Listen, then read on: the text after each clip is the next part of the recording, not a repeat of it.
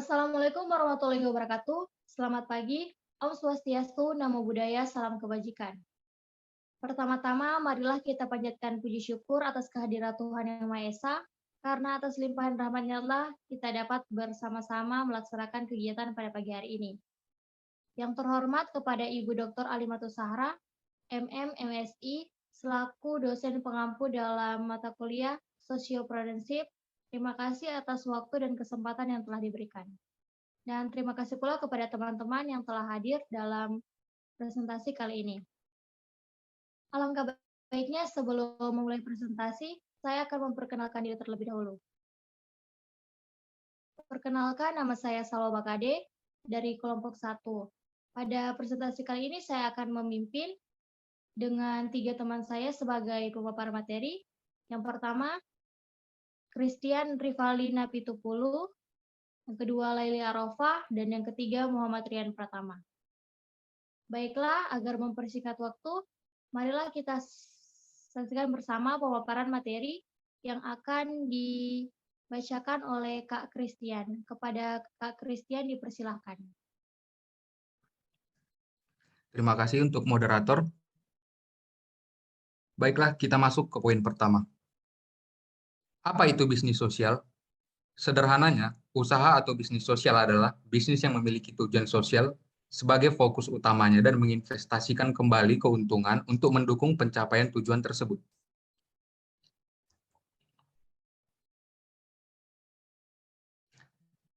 Komponen dalam bisnis sosial. Poin A, resources. Dalam bisnis, kita mengenal 2 fase, yaitu fase eksplorasi dan fase eksploitasi. Fase eksplorasi adalah fase di mana Anda memulai pengembangan usaha Anda. Anda mencoba mengembangkan, memodifikasi, dan melakukan penguatan pada model bisnis Anda. Pada fase ini, seringkali bisnis kita belum menghasilkan keuntungan dan terus membutuhkan modal. B. Networking. Jaringan ini merupakan sesuatu yang sangat penting untuk dibangun dan dijaga.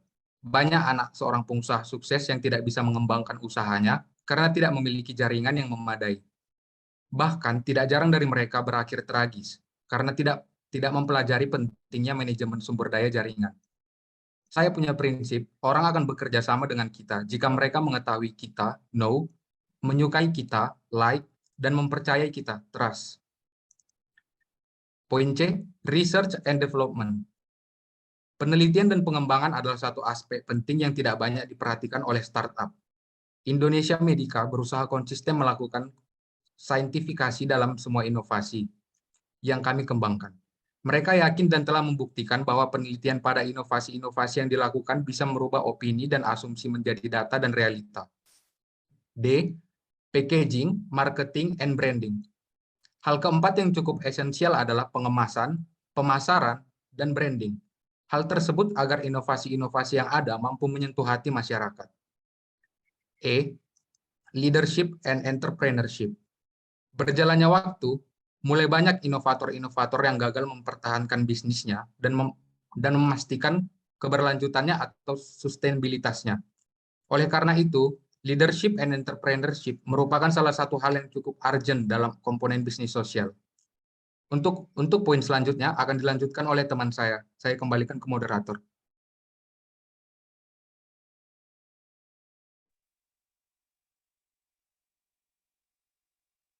Baik, terima kasih kepada Kak Christian atas pemaparan materi yang diberikan. Selanjutnya saya akan berikan kepada Kak Laili untuk melanjutkan pemaparan materi. Kepada Kak Laili, dipersilakan. Oke, terima kasih kepada moderator atas waktu yang telah diberikan. Selanjutnya yaitu pentingnya model bisnis sosial. Yang pertama, usaha sosial memberdayakan masyarakat dan berkontribusi pada keadilan sosial dan keamanan publik. Mereka menciptakan lebih banyak pekerjaan, pendapatan, dan upah yang adil bagi mereka yang kurang beruntung secara ekonomi. Mereka juga meningkatkan akses ke pendidikan dan keuangan, seperti yang dilakukan oleh Battleworld, Boots, dan Kiva. Yang kedua, wirausahawan sosial memperhatikan dan bertanggung jawab terhadap lingkungan dalam menjalankan bisnis. Mereka juga menghasilkan produk ramah lingkungan yang pada akhirnya ini mempromosikan keberlanjutan dalam pembangunan perekonomian. Yang ketiga, kewirausahaan sosial juga mengurangi beban fiskal pada pemerintah. Jadi dampak sosial ekonomi yang positif dapat mengurangi pengeluaran untuk beberapa program sosial, seperti tunjangan pengangguran dan juga tunjangan bagi keluarga miskin. Selain itu, mereka juga meningkatkan kualitas sumber daya manusia dengan memberikan lebih banyak akses ke pendidikan. Dan keempat, usaha sosial memiliki dampak positif terhadap perekonomian. Jadi mereka mendorong peningkatan aktivitas ekonomi masyarakat, program seperti penyediaan keuangan mikro, memungkinkan masyarakat untuk mengakses modal murah, mendorong mereka untuk menjadi pengusaha. Dan yang terakhir, yaitu bisnis langsung berdampak untuk memecahkan permasalahan sosial. Selanjutnya,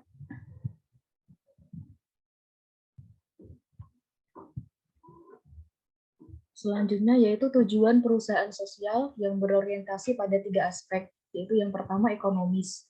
Jadi bisnis beroperasi secara komersial untuk menghasilkan keuntungan atau surplus, tapi itu bukan untuk memaksimalkan kekayaan pemiliknya.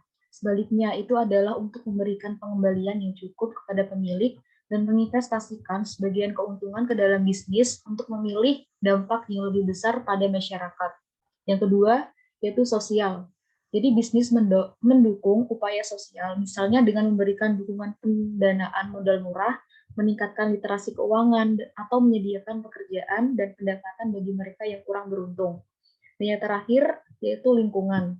Jadi bisnis ini mendukung kelestarian lingkungan dengan mengelola bisnis, mereka secara bertanggung jawab dan menawarkan produk yang ramah lingkungan.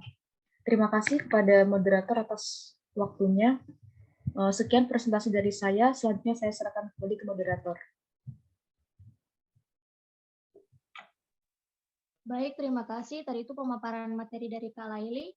Selanjutnya kita akan mendengarkan paparan materi dari Karian. Kepada Karian dipersilahkan. Baik, terima kasih. Di sini saya akan memaparkan materi tentang jenis-jenis model usaha sosial. Yang pertama, The Entrepreneur Support. Model dukungan wirausaha dari perusahaan sosial menjual dukungan bisnis dan layanan keuangan kepada populasi target atau klien individu atau perusahaan wira swasta. Klien perusahaan sosial kemudian menjual produk dan layanan mereka di pasar terbuka. Selanjutnya yang kedua, the market intermediary model.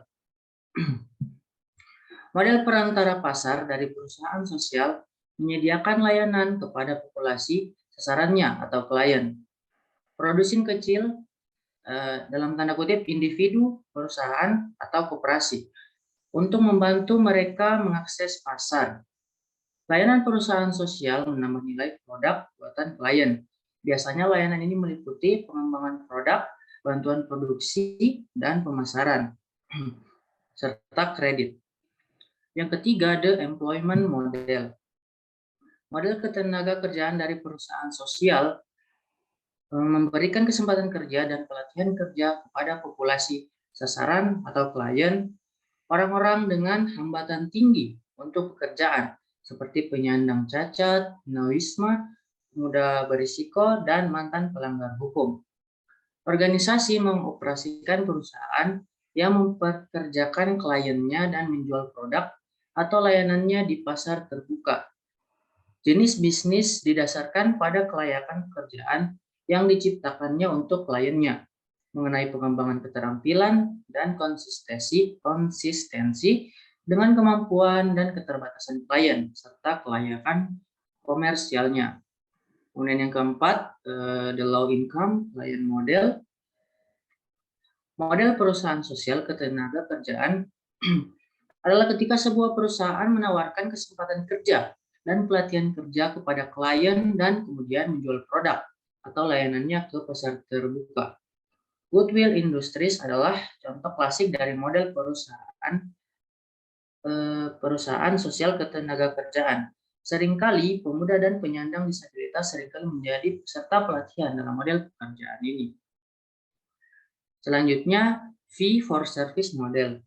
Fee for service model adalah model pembayaran di mana dokter, rumah sakit, dan praktik medis mengenakan biaya secara terpisah untuk setiap pelayanan yang mereka lakukan. Dalam model ini, pasien atau perusahaan asuransi bertanggung jawab untuk membayar berapapun jumlah yang dibebankan oleh penyedia layanan kesehatan untuk layanan tersebut. Kemudian selanjutnya the cooperative model. Kooperatif model wirausaha sosial memberikan manfaat langsung kepada masyarakat sasaran atau anggota koperasi melalui layanan anggota seperti informasi pasar, bantuan teknis, layanan perpanjangan, kekuatan tawar kolektif, bulk processing atau pembelian massal yang memungkinkan menekan biaya produksi, akses ke produk dan layanan, akses ke pasar eksternal untuk produk dan layanan yang dihasilkan anggota dan lain sebagainya. Kemudian selanjutnya the market linkage model. The market linkage model yaitu model hubungan pasar dari perusahaan sosial memfasilitasi hubungan perdagangan antara populasi target atau klien, produsen kecil, perusahaan lokal dan koperasi, dan pasar eksternal. Model bisnis ini berperan menghubungkan klien dengan market sehingga mampu mendorong klien untuk melakukan peningkatan penjualan produk secara signifikan. Kemudian yang selanjutnya the service subsidization model, yaitu model dari perusahaan sosial yang menjual produk atau layanan ke pasar eksternal dan menggunakan pendapatan yang dihasilkannya untuk mendanai program sosialnya. Model ini biasanya terintegrasi aktivitas bisnis dan program sosial tumpang tindih. Biaya berbagi, aset operasional, pendapatan sering menjadi ciri khas program. Meskipun model ini digunakan terutama sebagai mekanisme pembiayaan, aktivitas bisnis terpisah dari misi sosialnya, dan kegiatan dapat memperbesar atau meningkatkan misi organisasi. Dan yang terakhir, the organizational support model. Model ini yaitu model yang dari wirausaha sosial yang menjual produk dan layanan ke pasar eksternal, bisnis atau masyarakat umum. Dalam beberapa kasus, kelompok masyarakat sasarannya adalah pelanggan. Kemudian saya akan masuk ke materi selanjutnya mengenai model bisnis sosial dalam pembangunan ekonomi. Poin pertama ada kesempatan kerja. Penciptaan kesempatan untuk kerja baru meningkat karena bisnis sosial ini. Karena dalam menjalankan bisnis sosial tidak membutuhkan kriteria khusus seperti pada pekerjaan lainnya. Kemudian yang bagian kedua, inovasi baru pada kebutuhan masyarakat. Banyak inovasi dan ide-ide kreatif yang dibutuhkan oleh masyarakat dapat dilakukan oleh bisnis sosial yang akhirnya dapat membantu masyarakat di antara penanggung narkoba dan atau HIV/AIDS. Dan yang terakhir, peningkatan kesetaraan. Kesetaraan menjadi tujuan dalam pembangunan ekonomi. Dalam bisnis sosial, hal itu bisa diwujudkan karena model bisnis sosial tidak hanya memikirkan keuntungan, tetapi lebih ke pemerataan pendapatan. Sekian pemaparan dari saya. Lebih dan kurangnya mohon maaf. Saya kembalikan ke moderator. Terima kasih. Baik, terima kasih kepada Karian atas paparan materinya. Selanjutnya, saya akan membacakan kesimpulan dari presentasi kita kali ini. Sederhananya, usaha atau bisnis sosial adalah bisnis yang memiliki tujuan sosial sebagai fokus utamanya dan menginvestasikan kembali keuntungan untuk mendukung pencapaian tujuan tersebut. Dengan menjalani bisnis ini, kamu dapat memberikan dampak yang positif bagi lingkungan dan sosial. Oleh karena itu, kami katakan model-model bisnis ini menjadi hal yang sangat penting dalam pengembangan sebuah bisnis ataupun inovasi. Dengan model bisnis, Anda bisa bergerak, belajar mengenai bisnis Anda, melakukan akselerasi sebelum bisnis sampai ke tahap yang matang. Baiklah, selesai pula pembacaan kesimpulan, maka presentasinya juga selesai. Sebelum menutup presentasi, kami membuka sesi tanya-jawab untuk 3 pertanyaan tercepat di forum ini. Baiklah, Lebih dan kurangnya kami mohon maaf apabila ada kesalahan kata ataupun kurangnya materi kami.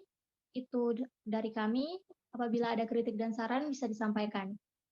Terima kasih dan sampai jumpa.